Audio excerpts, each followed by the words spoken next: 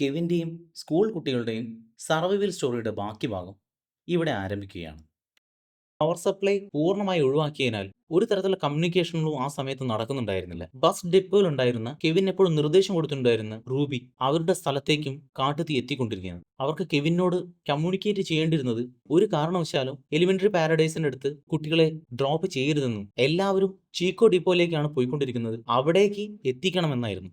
കെവിന് നിർദ്ദേശം കൊടുത്തുകൊണ്ടിരിക്കുന്ന റൂബിയും അവസാനമായി ഈ ഒരു വോയിസ് മെസ്സേജ് അയച്ചുകൊണ്ട് അവരുടെ ഡിപ്പോയിൽ നിന്ന് രക്ഷപ്പെടുകയാണ്. ഈ സമയം കുറച്ച് ഫയർ എഞ്ചിനുകൾ ഒരു ഹോസ്പിറ്റലിൽ തീ അണച്ചുകൊണ്ടിരിക്കുകയാണ്. ആ ഹോസ്പിറ്റലിലെ ഹാർട്ട് പേഷ്യൻസ് ആയിട്ടുള്ള 15-20ഓളം ആളുകൾ ഇപ്പൊ പുറത്താണ്. ഇതോടുകൂടി ഫയർ ചീഫ് പറയുന്നത് ഇതുവരെ ഇതൊരു കാട്ടുതീയായിരുന്നു, ഇപ്പോഴങ്ങനെയല്ല, ഈ ടൗൺ ആണ് ഇപ്പൊ തീ പിടിച്ചത്. ഇപ്പം കാട്ടുതീ വീടുകളിൽ നിന്ന് അടുത്ത വീടുകളിലേക്കാണ് പടർന്നുകൊണ്ടിരിക്കുന്നത്. ഇനി മുതൽ ഈ സിനിമയുടെ ഓരോ രംഗങ്ങളിലും കാണുന്നത് രാത്രിയിൽ ഒരു പന്തം കത്തിച്ചു വെച്ചിട്ടുണ്ടെങ്കിൽ എങ്ങനെ ഉണ്ടാകും അതേപോലുള്ള വിഷ്വൽസ് ആയിരിക്കും. കാരണം സൂര്യപ്രകാശം പൂർണ്ണമായി ഈ സ്ഥലത്തേക്ക് എത്തുന്നത് കറുത്ത പുകകൾ കൊണ്ട് മറഞ്ഞിട്ടുണ്ടായിരുന്നു. കാണാവുന്ന കാഴ്ചകൾ തീയുടെ വെട്ടത്തിൽ മാത്രം. കെവിന്റെ സ്കൂൾ ബസ് അടക്കം ഒരു വാഹനങ്ങളും ഒരടി പോലും മുന്നോട്ട് പോകുന്നില്ല. ഈ സമയം ബസ് ഉള്ളതിന്റെ ഇടത് ഭാഗത്ത് ഒരു വീടിന് തീ പിടിക്കുകയാണ്. ഇതിന്ന് എല്ലാവരും പെട്ടെന്ന് പാനിക് ആവുന്നു. റോഡിൽ ഒരു സൈഡിൽ ഉണ്ടായിരുന്ന എല്ലാ വാഹനങ്ങളും ലൈൻ തെറ്റിച്ച് ആ ഭാഗത്ത് നിന്ന് രക്ഷപ്പെടാൻ നോക്കുകയാണ്. കെവിന് മറ്റൊരു മാർഗമില്ലാതാവുകയാണ്. ബസ്സിലെ ടീച്ചറോട് പറയാണ്, ഡ്രൈവർ സീറ്റിൽ കയറിയിരിക്കും, ഞാൻ ട്രാഫിക് ബ്ലോക്ക് മാറ്റാം, ലൈൻ ക്ലിയർ ചെയ്തതിനു ശേഷം സാവകാശം ബസ് നമുക്ക് ലൈനിലേക്ക് അയറ്റാം. ഇതും പറഞ്ഞുകൊണ്ട് കെവിൻ ബസ്സിൽ നിന്ന് ഇറങ്ങി ഓടുകയാണ്. തൊട്ടടുത്ത ജംഗ്ഷനിൽ ട്രാഫിക് കൺട്രോൾ ചെയ്യുന്ന പോലീസുകാരുടെ അടുത്ത് എത്തിയിട്ട് പറയാണ്, 22 കുട്ടികളുമായിട്ടാണ് ഞാൻ ബസ്സിൽ കാത്തിരിക്കുന്നത്, ട്രാഫിക് ക്ലിയർ ചെയ്യാനും മറ്റും ബാക്കപ്പ് പോലീസുകാരെ വിളിക്കുകയോ കാര്യങ്ങൾ എന്തെങ്കിലും നിങ്ങൾ ചെയ്യണം. അതിന് പോലീസുകാരൻ മറുപടി പറയുന്നത്, കമ്മ്യൂണിക്കേഷൻ ഒന്നും നടക്കുന്നില്ല, 40 മിനിറ്റോളായിട്ട് അതെല്ലാം സ്റ്റക്കാണ്. നിങ്ങളുടെ ആ ബസ്സിലുള്ള കുട്ടികളുടെ ജീവൻ പോലെ തന്നെ ആയിരക്കണക്കിന് ആളുകൾ അവരുടെ വാഹനങ്ങളിൽ ഇവിടെ സ്റ്റക്ക് തന്നെയാണ്. നിങ്ങൾ തിരിച്ച് നിങ്ങളുടെ സ്കൂൾ ബസ്സിലേക്ക് തന്നെ പോകണമെന്നാണ് അയാൾ പറഞ്ഞത്. പറയുമ്പോൾ ആ സ്കൂൾ ബസ് ഡ്രൈവർ വരെ സാറേ എന്നാട്ടോ പോലീസുകാരെ അഭിസംബോധന ചെയ്ത്. ഡിപ്പാർട്ട്മെന്റിൽ നിന്ന് ഒരു കൺസിഡറേഷൻ ഇവന് കിട്ടില്ല എന്ന് മനസ്സിലായതോടെ ഇവൻ തന്നെയാണ് റോഡിൽ ബ്ലോക്ക് മാറ്റിയിട്ട് ടീച്ചറോട് ബസ് എടുപ്പിക്കുന്നത്. ടീച്ചർ പതിയെ ആക്സിലേറ്റർ കൊടുത്തുകൊണ്ട് മുന്നോട്ട് ബസ് കൊണ്ടുവരികയാണ്. അങ്ങനെ ന്യൂ ലൈനിലേക്ക് ബസ് എത്തിച്ചതിന് ശേഷം കെവിൻ ബസ്സിലേക്ക് കയറുകയാണ്. വളരെ പേടിച്ചുകൊണ്ടിരുന്ന ബസ്സിലെ കുട്ടികളെല്ലാം ആ സമയം ചീറപ്പ് ചെയ്യാണ്. കാരണം അവരുടെ ടീച്ചറാണ് ഇപ്പൊ സ്കൂൾ ബസ് ഓടിച്ചത്. കെവിന്റെ ഭാഗത്തു നിന്നും നൈസ് ഡ്രൈവിംഗിനുള്ള ഒരു അപ്രിസിയേഷൻ കിട്ടി. ടീച്ചറും ഇപ്പൊ ഹാപ്പിയാണ്. കെവിന് കിട്ടിയ നിർദ്ദേശപ്രകാരം പാരഡൈസ് സ്പോട്ടിലേക്ക് കുട്ടികളെ ഡ്രോപ്പ് ചെയ്യേണ്ട ആ സ്ഥലത്തേക്ക് എത്തിക്കൊണ്ടിരിക്കുകയാണ്. പക്ഷെ കണ്ട കാഴ്ചകൾ അവരെ നടുക്കുന്നതായിരുന്നു. ആ സ്പോട്ട് മുഴുവനായി തീ പിടിച്ചിരുന്നു. കുട്ടികളെ ബസ്സിനുള്ളിലാക്കി വെച്ചുകൊണ്ട് ടീച്ചറും കെവിനും പുറത്തേക്ക് ഇറങ്ങി. അവിടെ മുഴുവൻ വിളിച്ച് ചോദിച്ചുകൊണ്ടേയിരുന്നു ആരെങ്കിലും ഉണ്ടോ എന്ന്. അവരെല്ലാവരും അവിടെ നിന്ന് ഇവാക്യുവേറ്റ് ചെയ്യപ്പെട്ടിട്ടുണ്ടായിരുന്നു. കമ്മ്യൂണിക്കേഷൻ കട്ടായതുകൊണ്ട് ബസ് ഡിപ്പോ ഒന്ന് എവിടേക്കാണ് അടുത്ത് കുട്ടികൾ ഡ്രോപ്പ് ചെയ്യേണ്ടതെന്നുള്ള ഇൻഫർമേഷൻ ഇവർക്ക് കിട്ടാത്തതാണ് കാരണം. ഇവരുടെ ടീച്ചർ കെവിനോട് പറയാണ്, മെയിൻ ഡിപ്പോ ആയിട്ടുള്ള ഷിപ്പോഗിലേക്ക് പോകാം, അവിടെ എന്തായാലും ഇവര് സേഫ് ആയിരിക്കും, അവിടേക്ക് പാരന്റ്സിനെ കൊണ്ടുവരുന്നതായിരിക്കും നന്നാവുക. ഇതിനിടയിൽ എമർജൻസി ഡിപ്പാർട്ട്മെന്റിലുള്ള കാര്യങ്ങളെല്ലാം അവർ അപ്ഡേറ്റ് ചെയ്യാണ്. അറൌണ്ട് 27,000 പേര് പാരഡൈസിൽ നിന്നും 12,000 ആൾക്കാർ മെഗാലയിൽ നിന്നുമാണ് ഇവാക്യുവേറ്റ് ചെയ്യേണ്ടത്. അതിൽ അറൌണ്ട് 8,000ഓളം ആളുകൾ അവർ ഇവാക്യുവേറ്റ് ചെയ്ത് ഇനിയും 30,000-ലധികം ആളുകളെ ഇവാക്യുവേറ്റ് ചെയ്യാനുണ്ട്. ഇതിനിടയിൽ ഫയർ ചീഫിനാണ് ഒരു ഇൻഫർമേഷൻ കിട്ടുന്നത്, പവർ സപ്ലൈ അവർക്ക് കമ്മ്യൂണിക്കേഷനും മറ്റു കാര്യങ്ങൾക്കും വേണ്ടി അല്പനേരത്തേക്ക് അവർ ഓൺ ചെയ്തിട്ടുണ്ടായിരുന്നു. ഫയർ ചീഫ് ഇതിന് ഉത്തരവാദിത്തപ്പെട്ടവനെ കണ്ടുപിടിച്ചിട്ട് കണക്കിന് പറയുന്നതാണ് പിന്നെ കാണുന്നത്. കാരണം ഫയർ ഫൈറ്റേഴ്സ് ആയിട്ടുള്ള അത്രയും ഉദ്യോഗസ്ഥർ ഈ തീപിടുത്തത്തിന്റെ നടുവിൽ നിന്നാണ് ആളുകളെ രക്ഷിക്കാൻ ഇറങ്ങി നിൽക്കുന്നത്. അതിനിടയിലാണ് പവർ സപ്ലൈ ഇവർ ഓൺ ആക്കിയിരിക്കുന്നത്. കെവിന്റെ ഓരോ പ്രവൃത്തികളിലും സ്കൂൾ ടീച്ചർക്കും കുട്ടികൾക്കും വിശ്വാസമുണ്ട്. ഇപ്പോൾ അയാൾ വ്യക്തമായിട്ട് കാര്യങ്ങൾ പറഞ്ഞു കൊടുക്കുന്നു. ഇത് ആ കാണുന്ന ആകാശം നോക്കൂ, കമ്പാരിറ്റീവ്ലി അല്പം തെളിഞ്ഞതാണ്. അതിനർത്ഥം നമ്മൾ കാട്ടുതീയുടെ ഓപ്പോസിറ്റ് ഡയറക്ഷൻ ആണ് പോകുന്നത്, നമ്മൾ സേഫ് ആകുമെന്നും പേടിക്കേണ്ടതില്ലെന്നും പറഞ്ഞ് കെവിൻ ഡ്രൈവിംഗ് തുടരുകയാണ്. പവർ സപ്ലൈ ഓൺ ആക്കിയ ഒരു ഉദ്യോഗസ്ഥന്റെ തെറ്റായ തീരുമാനം കാരണം കെവിൻ ഓടിക്കുന്ന ബസ്സിന് മുന്നിൽ കാണുന്നത് ഇലക്ട്രിസിറ്റി വഹിക്കുന്ന കണക്ഷൻ പോസ്റ്റുകൾ മുഴുവനായിട്ട് റോഡിലേക്ക് തീപ്പൊരി ചിതറിച്ചുകൊണ്ട് വീഴുന്നതാണ്. റോഡിലേക്ക് ഇലക്ട്രിക് പോസ്റ്റുകൾ വീഴുമ്പോൾ എഴുന്ന പോലെയാണ് കെവിൻ അവന്റെ സ്കൂൾ ബസ് ഓടിക്കാൻ തുടങ്ങിയത്. അല്ലാതെ അതിൽ നിന്ന് രക്ഷപ്പെടാൻ ഒരു വഴിയില്ലായിരുന്നു. തീപിടുത്തത്തിന്റെ തീവ്രത വല്ലാതെ കൂടിയിരിക്കുന്നു. പുറത്തേക്ക് കണ്ണ് കാണുന്നത് കുറവായതുകൊണ്ട് തന്നെ ആകാശം നോക്കിയല്ല ഇതിന് വണ്ടി ഓടിക്കാൻ കഴിയില്ല. അപ്പോഴേക്കും പൂർണ്ണമായി റോഡിന്റെ ഇരുവശത്തുള്ള എല്ലാ മരങ്ങളും വീടുകളും നിന്ന് കത്തുന്ന കാഴ്ചയിലാണ് പിന്നെ കാണുന്നത്. നാട്ടിലെപ്പോഴും കലക്ക വെള്ളത്തിന് മീൻ പിടിക്കാനുള്ള ആളുകൾ ശ്രമിക്കുക, അതേപോലെ ഒരു കലാപവും അക്രമവും നടക്കുന്ന സമയത്താണ് ഒരു വിഭാഗം ആളുകൾ അവരുടെ സ്വന്തം ലാഭത്തിന് വേണ്ടി ഇറങ്ങുന്നത്. ആ ബസ്സിനെ ആക്രമിച്ച് പണം തട്ടുന്ന തരത്തിൽ തോക്കും പിടിച്ചുകൊണ്ട് കുറച്ച് ലൂട്ടേഴ്സ് ആണ് ഇപ്പോഴത്തെ പ്രശ്നം. അവരെയും പാസ് ചെയ്തുകൊണ്ട് കെവിൻ ഡ്രിഫ്റ്റ് ചെയ്തുകൊണ്ടാണ് ബസ് ലെഫ്റ്റ് ചെയ്തിരിക്കുന്നത്. ഒരല്പം കൂടി കുറച്ച് മുന്നോട്ട് പോകുമ്പോൾ റോഡിന്റെ ഇരുവശത്തു നിന്നുള്ള തീയുടെ ചൂട് ബസ്സിന്റെ ഉള്ളിലേക്ക് അധികമായി കൊണ്ടിരിക്കുകയാണ്. കുഞ്ഞു കുട്ടികൾക്കൊന്നും അത് സഹിക്കാൻ കഴിയുന്നില്ലായിരുന്നില്ല. അവർ വെള്ളത്തിന് വേണ്ടിയിട്ടും ചൂടിനാലും ടീച്ചറോട് ഒരു വഴി പറഞ്ഞുകൊണ്ടിരിക്കുകയാണ്. ബസ് മുഴുവൻ AC ഉണ്ട്, എന്നിട്ടും കുട്ടികൾക്ക് ചൂട് സഹിക്കാൻ പറ്റുന്നില്ലായിരുന്നു. അപ്പോഴാണ് ബസ്സിന്റെ ഉള്ളിലേക്ക് കറുത്ത സ്മോക്ക് വന്നുകൊണ്ടിരിക്കുന്നത്. അത് AC-ന്റെ ഉള്ളിൽ കൂടിയാണ് തിരിച്ചു വരുന്നത്. മറ്റൊരു നിവൃത്തിയില്ലാതെ ശ്വാസം കിട്ടാതെ ചുമക്കുന്ന കുട്ടികൾക്ക് സർവൈവ് ചെയ്യാനും കൂടി വേണ്ടി ഈ കനത്ത ചൂടത്ത് AC ഓഫ് ചെയ്യുകയാണ്. ബസ്സിന് പുറത്തുള്ള ചൂട് കൂടിക്കൊണ്ടിരിക്കുന്നു. കറുത്ത പുക കൊണ്ട് മുന്നിലേക്ക് കുട്ടിക്കുള്ള വിഷൻ കംപ്ലീറ്റ് ആയിട്ട് കാണാൻ പറ്റാത്ത അവസ്ഥയിലേക്ക് എത്തിയിരിക്കുന്നു. ഇതിനിടയിൽ ബസ്സിനുള്ള ഒരു കുട്ടിക്ക് ശ്വാസതടസ്സം വന്നു തുടങ്ങി. വെള്ളത്തിനായി കുട്ടി കരഞ്ഞുകൊണ്ടിരിക്കുകയാണ്. കുട്ടിക്ക് വീസിംഗ് പ്രോബ്ലം ഉള്ളതാണ്. ടീച്ചർ വന്ന് കെവിനോട് പറഞ്ഞു ബസ് എത്രയും പെട്ടെന്ന് നിർത്തണം, വെള്ളം കൊടുത്തില്ലെങ്കിൽ കുട്ടിക്ക് സ്ട്രോക്ക് വരും. മറ്റൊരു നിവൃത്തിയുമില്ലാതെ കെവിൻ ബസ് നിർത്തുകയാണ്. ഒരു ഓപ്പൺ ഗ്യാരേജ് ഉള്ള സ്ഥലത്തേക്ക് ടീച്ചർ ഒരു ഫയർ ജാക്കറ്റും ഇട്ടുകൊണ്ട് പുറത്തേക്ക് ഇറങ്ങാണ്. എന്നിട്ട് കെവിനോട് പറഞ്ഞു നിങ്ങൾ ബസ്സിൽ തന്നെ ഉണ്ടാകണം, എന്തെങ്കിലും കാരണവശാൽ ഇവിടെ തീ അപകടം കൂടുകയാണെങ്കിൽ എന്നെ നോക്കണ്ട, നിങ്ങൾ കുട്ടികളെ കൊണ്ടുപോകണം, കാരണം ബസ് ഓടിക്കാൻ നിങ്ങൾക്ക് മാത്രമേ കഴിയൂ എന്നും പറഞ്ഞുകൊണ്ട് തന്റെ കുഞ്ഞുങ്ങൾക്കായിട്ട് വെള്ളം എടുക്കാൻ വേണ്ടിയിട്ട് ടീച്ചർ പുറത്തേക്ക് ഇറങ്ങി. അവിടെയുള്ള ഓപ്പൺ ജീപ്പുകളിലും കാറുകളിലും ഒഴിഞ്ഞ പൈപ്പുകളിലും എല്ലാം തന്നെ ടീച്ചർ നോക്കിക്കൊണ്ടിരിക്കുകയാണ് ഒരു അല്പം വെള്ളത്തിനായി. മമ്മൂട്ടിയുടെ ഫയർമാൻ സിനിമയിൽ ഒരു ഗ്യാസ് ടാങ്കറിന് ലീക്കേജ് വന്ന് പൊട്ടിത്തെറിക്കുന്ന കണ്ടില്ലേ നിങ്ങൾ? അതേപോലെ ഇവരിപ്പോ നിൽക്കുന്ന സ്ഥലത്തിന് തൊട്ടടുത്തായി ഗ്യാസ് ടാങ്കറിന് താഴെയായി തീപിടുത്തം സംഭവിച്ചിട്ടുണ്ടായിരുന്നു. എപ്പോ വേണമെങ്കിലും പൊട്ടിത്തെറിക്കാൻ സാധ്യതയുണ്ടെന്ന് നമുക്ക് തോന്നിയേക്കാം. കാരണം ഗ്യാസ് ടാങ്കറിനുള്ളിൽ പ്രഷർ ഡീവിയേഷൻ കാരണം അസാധാരണമായ രീതിയിൽ അത് വിറയ്ക്കുന്നുണ്ടായിരുന്നു. ഒരു ഓപ്പൺ കാരവന്റെ ഉള്ളിൽ നിന്ന് കുറച്ച് ബോട്ടിൽ വെള്ളം ഈ സമയം ടീച്ചർക്ക് കിട്ടുകയാണ്. അതുമായി തിരിച്ച് തന്റെ സ്കൂൾ ബസിന്റെ അടുത്തേക്ക് നടക്കുമ്പോഴാണ് വലിയൊരു പൊട്ടിത്തെറി കാണുന്നത്. ബസ്സിലെ കുഞ്ഞുങ്ങളെല്ലാം തങ്ങളുടെ പ്രിയ ടീച്ചറുടെ വരവിനായി കാത്തിരിക്കുകയാണ്. അവർക്കുള്ള വെള്ളത്തിന്റെ കുപ്പികളുമായി ടീച്ചർ ഓടി ബസ്സിലേക്ക് കയറിയപ്പോൾ കുട്ടികളെല്ലാം വളരെ സന്തോഷത്തോടു കൂടിയാണ് ടീച്ചർ വരവേറ്റത്.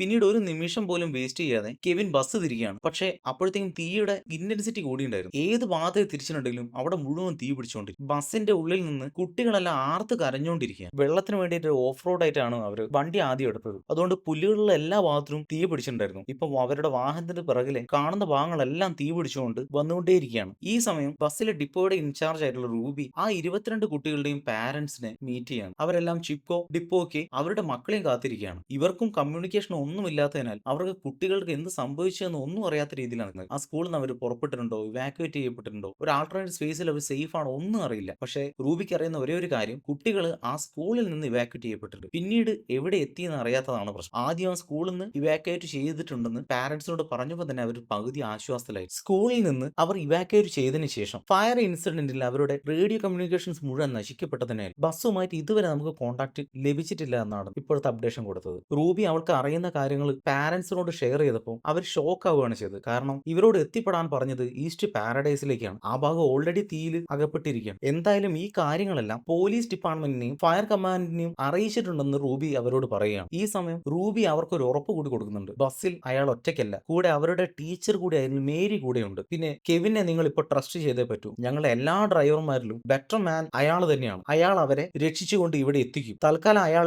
നിങ്ങൾ വിശ്വാസം അർപ്പിക്കണം എന്നായിരുന്നു റൂബി അവർക്ക് കൊടുത്ത വാക്കുകൾ. ഈ സ്ഥലത്ത് തന്നെ ജനിച്ചു വളർന്ന ആളാണ് കെവിൻ. ആ ഒരു ഓർമ്മയിലാണ് ഇതിലൂടെ മെയിൻ റോഡിലേക്ക് എത്തിപ്പെടുന്ന ഒരു സബ് റോഡ് അയാൾ മാപ്പിൽ സജസ്റ്റ് ചെയ്ത് കൊടുക്കുകയാണ്. ഈ സമയം ഇവരുടെ പിന്നാലെ കാട്ടുതീ പടർന്നു വന്നുകൊണ്ടിരിക്കുന്നുണ്ട്. ഇത് കാണുമ്പോഴേ അറിയാം ഒരു സബ് റോഡാണെന്ന്, വളരെ ഇടുങ്ങിയ പാതകളായിട്ട്. ഇനിയാണ് കഥയിലെ മർമ്മപ്രധാന രംഗങ്ങളിലേക്ക് കടക്കുന്നത്. ഇതുവരെ ഒരു ബസ്സിന് പോകാനുള്ള റോഡിലൂടെയായിരുന്നു പോയിരുന്നത്. എത്തിപ്പെട്ട സ്ഥലം റോഡിന് വീതി വളരെ കുറവ്, മുന്നോട്ട് തീരെയും കാണാത്തതിനാൽ കയ്യിലുള്ള ഒരു ടോർച്ച് വെച്ച് സൈഡിലേക്കുള്ള വ്യൂ നോക്കിയിട്ടാണ് കെവിൻ ഡ്രൈവിംഗ് നടത്തിക്കൊണ്ടിരുന്നത്. ഒരു ചുരം പോലെയുള്ള സ്ഥലം, മലയുടെ താഴ്വാരങ്ങളിലേക്ക് തിരിച്ചെത്തുന്ന റോഡായിരുന്നു അത്. അവിടെ എത്തിയപ്പോഴാണ് ഓപ്പോസിറ്റ് സൈഡിൽ നിന്ന് ഒരുപാട് ആളുകൾ നടന്നു വരുന്നത് കാണും. വലിയ തീപിടുത്തത്തിന്റെ ഭാഗത്ത് നിന്ന് ചുമച്ചുകൊണ്ടാണ് അവർ വരുന്നത്. അത് അവർ രക്ഷപ്പെട്ട് വരികയാണെന്നാണ് കെവിനോട് പറയുന്നത്. ആ ഭാഗത്തേക്ക് പോകരുതെന്നും അവിടെ മുഴുവൻ തീ കൊണ്ട് നശിച്ചു പോയിട്ടെന്നും കെവിൻ അപ്പം അവിടെ ഒരു ആൾട്ടർനേറ്റ് വഴി കൂടി കണ്ടെത്തുകയാണ്.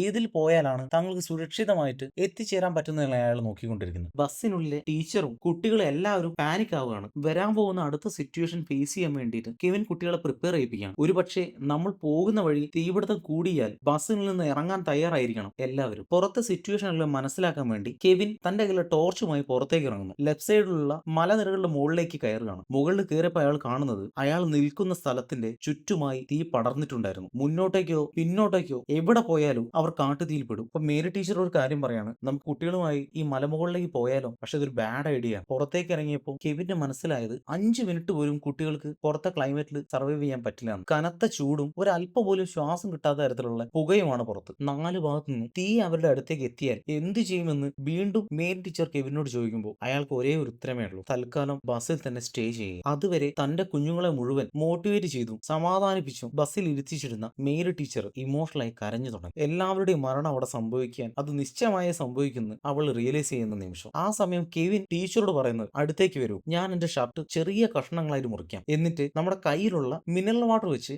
ഓരോ തുണിയും അല്പമായി വെറ്റ് ചെയ്ത് ഓരോ കുട്ടികൾക്കും ടവല് പോലെ യൂസ് ചെയ്യാൻ കൊടുക്കണം. ഇത് പൊത്തിപ്പിടിച്ചു വേണം അവർ ഇനി ശ്വസിക്കുക. അതുവഴി അവർക്ക് ത്രോട്ട് വെറ്റായി നിൽക്കാൻ പറ്റും. അവർ ശ്വസിക്കുന്നത് ഒരു പരിധി വരെ ഫിൽട്രേഷൻ സംഭവിക്കും. കാരണം കാരണം കുട്ടികൾക്ക് അധിക നേരം വെള്ളമില്ലാതെ നിൽക്കാൻ കഴിയില്ല. കൂടാതെ എയർ വെന്റിലേഷൻ വരുന്ന ഭാഗങ്ങൾ മുഴുവൻ ടേപ്പ് കൊണ്ട് അടക്കുകയും വെന്റിലേഷന്റെ ഭാഗത്തു നിന്ന് എല്ലാ കുട്ടികളുടെയും ബസിന്റെ പിറകുവശത്തേക്ക് കൊണ്ടുവരാനും ഈ സമയം ഫയർ ഡിപ്പാർട്ട്മെന്റ് ഹെഡ് ഓഫീസിലേക്ക് ഒരു റിപ്പോർട്ട് വരികയാണ്. 100 കണക്കിന് കാറുകളിലായി ആളുകൾ കത്തി അമർന്നിട്ടാണ് മരണപ്പെട്ടിട്ടുള്ളത്. 100 കണക്കിന് ആളുകൾ ബെയർ ഫൂട്ടിൽ നടന്നുകൊണ്ടും മരണം വരിക്കേണ്ടി വന്നു. ഇതിന് പ്രകാരം മരണങ്ങൾ 1000-ൽ നിന്ന് 10,000-ലേക്ക് എത്തിപ്പെടാതിരിക്കാൻ ഫയർ ഡിപ്പാർട്ട്മെന്റിന്റെ ചീഫ് ഒരു തീരുമാനം എടുക്കുകയാണ്. കാട്ടുതീ കെടുത്തുന്നത് ശ്രമങ്ങളല്ല ഇപ്പോൾ നിർത്താനോ, മരണം വരിക്കാത്ത ജീവനുകൾ എവിടെയുണ്ടെങ്കിൽ അവരെ കണ്ടെത്തുകയും രക്ഷപ്പെടുത്തുകയാണ് ഇനി പ്രൈം ഫോക്കസ് എന്ന്. ബസ്സിനുള്ളിലെ ഫ്ലോർ മുഴുവൻ ചൂടായി തുടങ്ങി. കൂടാതെ വിൻഡോ ഗ്ലാസുകളും കുട്ടികളുടെ ഒരു കാരണവശാലും ഇതൊന്നും തുടരുതെന്നും ഡയറക്റ്റ് കോണ്ടാക്ട് ഉണ്ടാവാൻ പാടില്ലെന്നും അവർ പറഞ്ഞു മനസ്സിലാക്കിയാണ്. ഇതിനിടയിൽ സ്കൂൾ ബസ്സിന് പലയിടത്തായി തീപിടുത്തം ഉണ്ടായിക്കൊണ്ടിരിക്കുകയാണ്. കെവിനും ടീച്ചറും ഫസ്റ്റ് എയ്ഡ് ബോക്സിലെ കാർബൺ ഡയോക്സൈഡ് സിലിണ്ടറും കെവിൻ തന്റെ ജാക്കറ്റും എടുത്താണ് സ്പാർക്ക് ഉണ്ടായ എല്ലാ സ്ഥലങ്ങളും കെടുത്തുന്നത്. തീ കൂടിക്കൊണ്ടിരിക്കുന്ന സമയത്ത് സിലിണ്ടറിന്റെ അകത്തുള്ള ഗ്യാസ് തീരുകയും ടീച്ചറോട് തിരിച്ച് കുട്ടികളുടെ അടുത്തേക്ക് ബസ്സിലേക്ക് പോകാൻ കെവിൻ ആവശ്യപ്പെടുകയാണ് ഉണ്ടായത്. കെവിൻ വീണ്ടും തന്റെ ജാക്കറ്റും എടുത്ത് കാടിനിടയിലേക്ക് ഓടിയെടുത്തുകൊണ്ടായിരുന്നു ബാക്കിയുള്ള സ്ഥലങ്ങളിലെ സ്പാർക്ക് തുടങ്ങുന്നതിന് മുന്നേ കെടുത്തിക്കൊണ്ടിരുന്നത്. ഒരാളും ഒരു ജാക്കറ്റ് മാത്രം. ഇത് മാത്രം ഉപയോഗിച്ചുകൊണ്ട് ഈ കാട്ടുതീയെ എങ്ങനെ കൺട്രോളാക്കാനാണ്? തനിക്ക് ഇതിൽ കൂടുതൽ മറ്റൊന്നും ചെയ്യാൻ കഴിയുന്നില്ല, അല്ലെ കഴിയില്ല എന്നുള്ള യാഥാർത്ഥ്യ ബോധത്തോടു കൂടി നിസ്സഹായനായി നിൽക്കുന്ന കെവിന്റെ ദൂരത്തേക്ക് ഒരു വെളിച്ചം കാണുന്നു.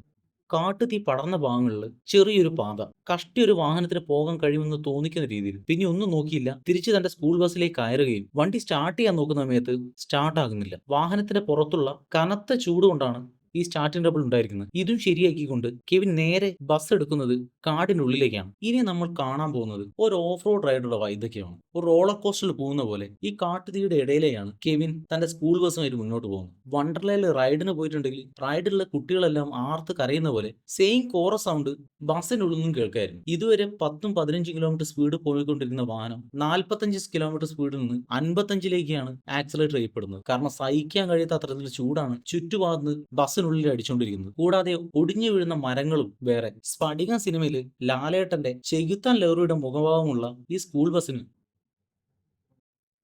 ഫ്രണ്ടിലേക്ക് മറഞ്ഞു വീഴുന്ന പല മരക്കഷ്ണങ്ങളും തട്ടി മാറ്റാൻ കഴിയുന്നുണ്ടായിരുന്നു. വിഷ്വൽസ് കംപ്ലീറ്റ് ആയിട്ട് ചുവന്ന് തുടുത്ത് നിൽക്കുകയാണ്. അതിൽ അതിവേഗത്തിൽ ആർപ്പ് വിളികളായിട്ടാണ് സ്കൂൾ ബസ് പോകുന്നത്. പെട്ടെന്നൊരു ജംപ് കട്ട് പോലെ ഒരു ട്രാൻസിഷൻ കാണാം. തീച്ചൂള പോലെ കത്തിച്ചൊലിക്കുന്ന ആ കാടിന്റെ നടുവിൽ നിന്ന് പുറം ലോകത്ത് എത്തിയ പോലെ. കെവിന് വിശ്വസിക്കാൻ പറ്റാൻ തോന്നാത്ത വിധമായിരുന്നു. ഓഡിയൻസിനും വിശ്വസിക്കാൻ കഴിയുന്നില്ല. ഒരു സ്വപ്നം കാണുന്ന പോലെ നമ്മൾ ഫീൽ ചെയ്യിപ്പിക്കും. സത്യത്തിൽ എല്ലാവരും ഔട്ട് ഓഫ് ഡേഞ്ചർ ആയിരിക്കുന്നു. തീപിടുത്തമുള്ള കാടിന്റെ നടുവിൽ നിന്ന് അവരുടെ സ്കൂൾ ബസ് ഒരാൾക്ക് പോലും അപകടമില്ലാതെ പുറത്തെത്തിയിരിക്കുന്നു. ചീക്കോ ഡിപ്പോയിൽ വെയിറ്റ് ചെയ്യുന്ന അവരുടെ പാരന്റ്സിന്റെ അടുത്തേക്ക് ആ 22 കുട്ടികളെയും സുരക്ഷിതരായിട്ട് കെവിൻ എത്തിക്കുകയാണ്. നമ്മുടെ മേരി ടീച്ചർക്കും അവരുടെ മകനെ അവിടുന്ന് കാണാൻ കഴിഞ്ഞു. എല്ലാവരും അവരുടെ മക്കളെ താലോലിക്കുന്ന നേരമാണ് ആ സമയം. കാരണം കൈവിട്ടു പോയ മക്കളെ മുഴുവൻ അവർക്ക് തിരിച്ചു കിട്ടിയിരിക്കുന്നു. ഈ സമയം കെവിന്റെ ബോസ് റൂബി അവരുടെ അടുത്തേക്ക് വന്നു ഒരു ചെറിയ ചിരിയുമായി. ബോസ്, ഇന്നത്തെ ഡ്യൂട്ടിയിൽ എനിക്ക് കുറച്ചൊരു ഓവർ ടൈം ഉണ്ടായിരുന്നു, അത് സാങ്ഷൻ ആക്കി തരണേന്ന്. ഇതും പറഞ്ഞ് ഒരു ചിരിയുമായി കെവിൻ ആ സീനിൽ നിന്നും എല്ലാം നടന്നു മാറുകയാണ്. കാരണം ബാക്കിയുള്ള എല്ലാ ആളുകൾക്കും അവരുടെ മക്കളെ കിട്ടി. കെവിന് മാത്രം അവന്റെ മകൻ എവിടെയാണെന്ന് ഇപ്പോഴറിയില്ല. മെഡിക്കൽ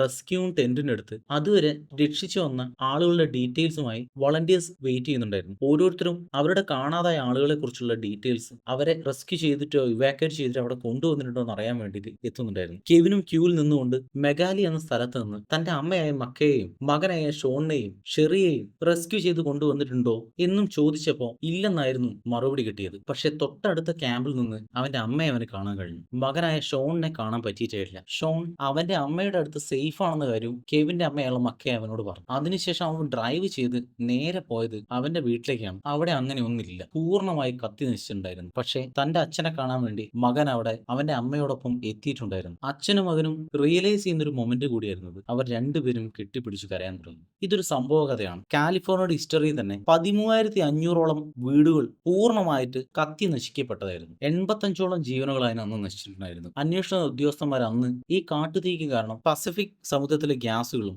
അൺകൺട്രോൾഡ് ആയിട്ട് പോയ ഇലക്ട്രിക് ഡിസ്ചാർജുമാണെന്ന് പറഞ്ഞു. ആ സംഭവത്തിനെല്ലാം ശേഷം കെവിൻ ചീക്കോയിലെ ഒരു സ്കൂളിലെ ടീച്ചറായി അപ്പോയിന്റഡ് ആയി. ജീവിതത്തിൽ ചില യാത്രകൾ എങ്ങനെയാണ്, നമ്മളെ നഷ്ടപ്പെടുത്താനല്ല, ചിലപ്പോൾ നമ്മളെ കണ്ടെത്താൻ കൂടിയാണ്. ബാക്കി വെച്ചിരിക്കുന്നതിൽ നിന്നാണ് വീണ്ടും ഉയരുന്നത് എന്നുള്ള ഒരു വിശ്വാസത്തോടു കൂടി ഈ വീഡിയോ ഇവിടെ അവസാനിക്കുന്നു. ചാനൽ സബ്സ്ക്രൈബ് ചെയ്യാൻ മറക്കരുത്.